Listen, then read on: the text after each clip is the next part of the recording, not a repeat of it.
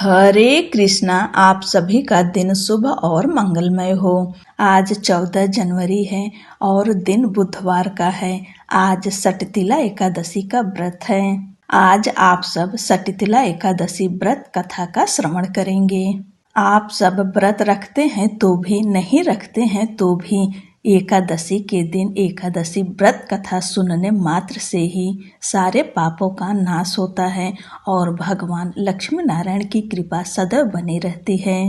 भगवान श्री कृष्ण के श्री मुख से एकादशियों का महात्म्य सुनकर श्रद्धा पूर्वक उन्हें प्रणाम करते हुए अर्जुन ने कहा, हे केशव, आपके श्रीमुख से एकादशियों की कथाएं सुनकर मुझे असीम आनंद की प्राप्ति हुई है। हे मधुसूदन, कृपा कर अन्य एकादशियों का महात्म्य सुनाने की भी अनुकंपा करें। भगवान श्री कृष्ण जी कहते हैं, हे अर्जुन, अब मैं माघ मास के कृष्ण पक्ष की सटतिला एकादशी व्रत की कथा सुनाता हूँ। एक बार दालभ्य ऋषि ने पुलस्त ऋषि से पूछा, हे ऋषि श्रेष्ठ, मनुष्य मृत्यु लोक में ब्रह्म हत्या आदि महापाप करते हैं तथा दूसरे के धन की चोरी तथा दूसरे की उन्नति देखकर ईर्ष्या आदि करते हैं। ऐसे महान पाप मनुष्य क्रोध, ईर्ष्या, आवेग एवं मूर्खता वश करते हैं। तदुपरांत शोक करते हैं कि हाय,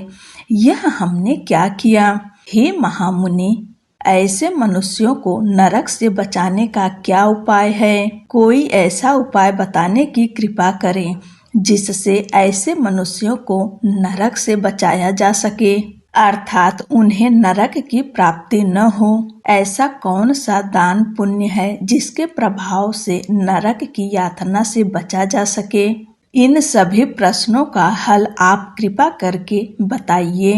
दालभ्य ऋषि की बात सुनकर पुलस्त ऋषि ने कहा, हे मुनि श्रेष्ठ, आपने मुझसे अत्यंत गूढ़ प्रश्न पूछा है। इससे संसार में मनुष्यों का बहुत लाभ होगा। जिस रहस्य को इंद्र आदि देवता भी नहीं जानते, वह रहस्य मैं आपको अवश्य ही बताऊंगा। माघ मास आने पर मनुष्य को स्नान आदि से शुद्ध रहना चाहिए एवं इंद्रियों को वश में करके तथा काम, क्रोध, लोभ, मोह, ईर्ष्या तथा अहंकार आदि से सर्वथा बचना चाहिए। पुष्य नक्षत्र में गोबर, कपास, तिल मिलाकर उपले बनाने चाहिए। इन उपलों पर 108 बार हवन करना चाहिए। जिस दिन मूल नक्षत्र एवं एकादशी तिथि हो, तब उत्तम पुण्य देने वाले नियमों को ग्रहण करना चाहिए। स्नान आदि नित्य कर्म से देवों के देव भगवान श्री हरि का पूजन व कीर्तन करना चाहिए। एकादशी के दिन उपवास करें तथा रात्रि को जागरण एवं हवन करें। उसके दूसरे दिन धूप, दीप, नैवेद्य से भगवान श्री हरि की पूजा अर्चना करें तथा खिचड़ी का भोग लगाएं। उस दिन श्री विष्णु को पेठा, नारियल, सीताफल अथवा सुपारी सहित अर्घ्य अवश्य प्रदान करना चाहिए। तदुपरांत उनकी स्तुति करनी चाहिए। हे जगदीश्वर, आप निराश्रितों को शरण देने वाले हैं। आप संसार में डूबे हुए का उद्धार करने वाले हैं। हे कमल नयन, हे मधुसूदन, हे जगन्नाथ, हे पुंडरीकाक्ष, आप लक्ष्मी जी सहित मेरे इस तुच्छ अर्घ को स्वीकार कीजिए। इसके पश्चात ब्राह्मण को जल से भरा घड़ा एवं तिल का दान करने चाहिए। यदि संभव हो तो ब्राह्मण को गऊ एवं तिल दान देना चाहिए। इस प्रकार मनुष्य जितने तिलों का दान करता है, वह उतने ही सहर्ष वर्ष स्वर्ग में वास करता है।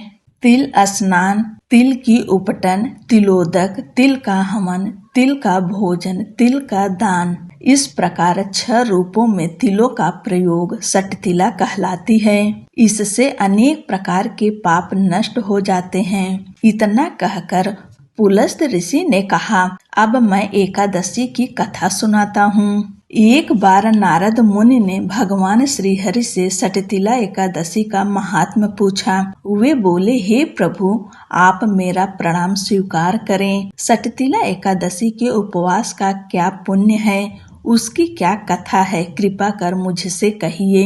नारद की प्रार्थना सुन भगवान श्रीहरि ने कहा, हे नारद, मैं तुम्हें प्रत्यक्ष देखा सत्य वृत्तांत सुनाता हूँ, कृपया ध्यान पूर्वक श्रवण करो। बहुत समय पहले मृत्यु लोक में एक ब्राह्मणी रहती थी। वह सदा व्रत उपवास किया करती थी। एक बार वह 1 मास तक उपवास करती रही। उससे उसका शरीर बहुत दुर्बल हो गया। वह अत्यंत बुद्धिमान थी, किंतु उसने कभी भी देवताओं तथा ब्राह्मणों के निमित्त अन्न आदि का दान नहीं किया। मैंने चिंतन किया कि इस ब्राह्मणी ने उपवास आदि से अपना शरीर तो पवित्र कर लिया है तथा इसको वैकुंठ लोक भी प्राप्त हो जाएगा, किंतु इसने कभी अन्न दान नहीं किया। अन्न के बिना जीव की तृप्ति होना कठिन है। ऐसा चिंतन कर मैं मृत्यु लोक में गया तथा उस ब्राह्मणी से अन्न की भिक्षा मांगी। इस पर उस ब्राह्मणी ने कहा, हे योगी राज, आप यहाँ किस लिए पधारे हैं? मैंने कहा, मुझे भिक्षा चाहिए। इस पर उसने मुझे एक मिट्टी का पिंड दे दिया। मैं उस पिंड को लेकर स्वर्ग लौट आया।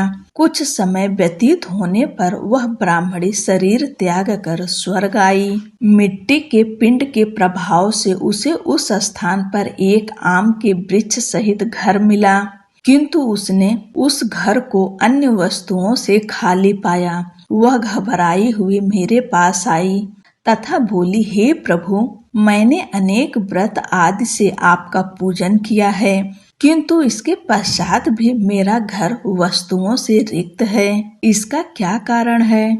मैंने कहा, तुम अपने घर जाओ तथा जब देव स्त्रियां तुम्हें देखने आए तब तुम उनसे सटतिला एकादशी व्रत का महात्म्य एवं उसका विधान पूछना। जब तक वह न बताएं तब तक द्वार नहीं खोलना।